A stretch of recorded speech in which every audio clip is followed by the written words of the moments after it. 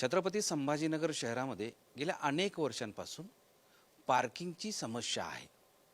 वाहनं कुठं लावायची असा प्रश्न असतो आणि त्यामुळं प्रत्येकजण दुकानावर जिथे रस्त्यावर जागा सापडेल तिथं तो पार्किंग करतो.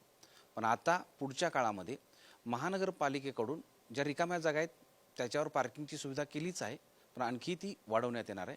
पण तुम्ही जर रस्त्यावर कुठेही चारचाकी वाहन लावत असाल किंवा संध्याकाळी आपल्या घराच्या बाहेर आपल्या पार्किंगमध्ये जागा असताना सुद्धा जर रस्त्यावर गाडी लावत असाल तर तुम्हाला आता दंड भरावा लागेल. आणि तशी महानगरपालिकेने आता व्यवस्था केलेली आहे. त्यासाठी ते सर्वसामान्य माणसाला तक्रार करण्यासाठी एक ॲप्लिकेशनही असणार आहे.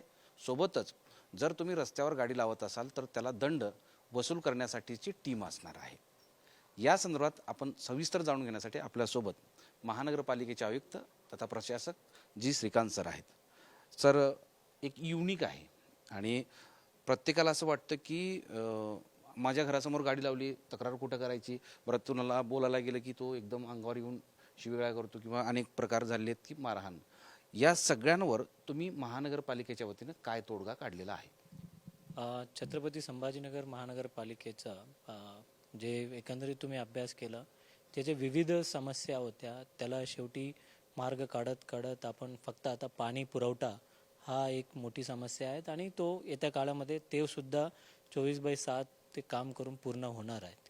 आणि यानंतर आम्ही जे अपेक्षित करतो की ते फार मोठा प्रॉब्लेम आहे पार्किंगचा, अनधिकृत पार्किंगचा.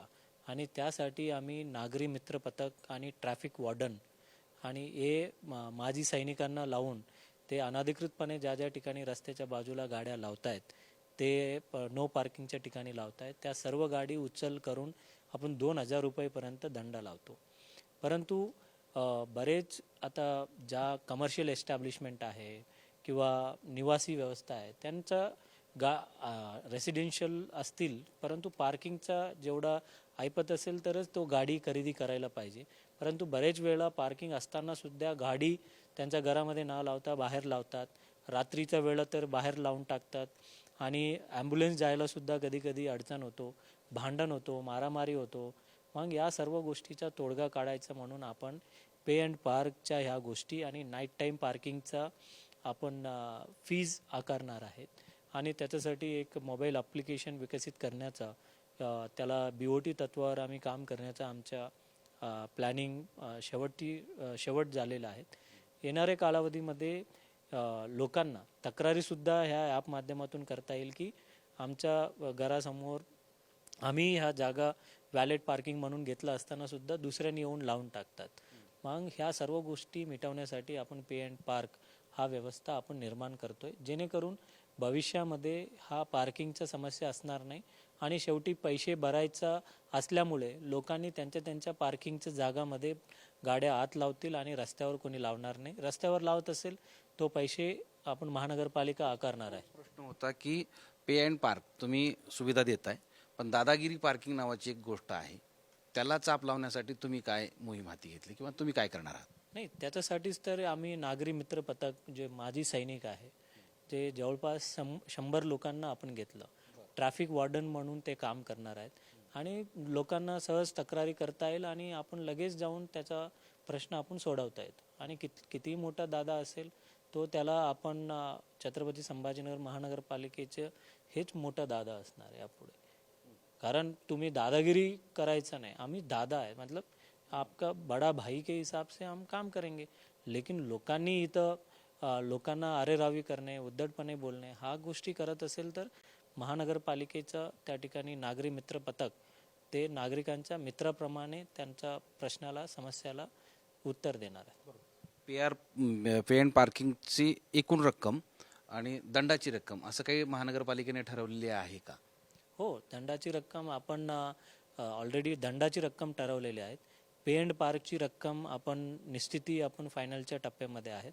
आता जसं ॲप्लिकेशनसाठी आम्ही BOTचं टेंडर करणार आहेत त्यानंतर शेवटी अंतिम होणार आहे. दंड कसा असेल?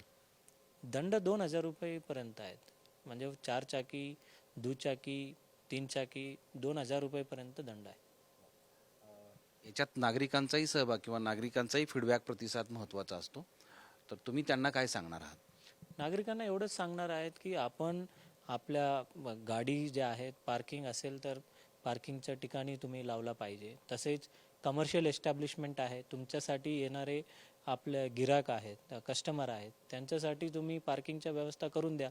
जर तुमच्याकडे पार्किंगच व्यवस्था नाही आहे, तुमच्याकडे उद्या कोणी गिराक येणार नाही आहे. त्यामुळे आज दुचाकी, 3 चाकी, 4 चाकीवर लोक येत आहेत की मग त्यांच्यासाठी तुम्ही व्हॅले पार्किंग आज मुंबई, पुणे आणि आपल्या शहरसुद्धा त्या दिशेने वाढत आहेत.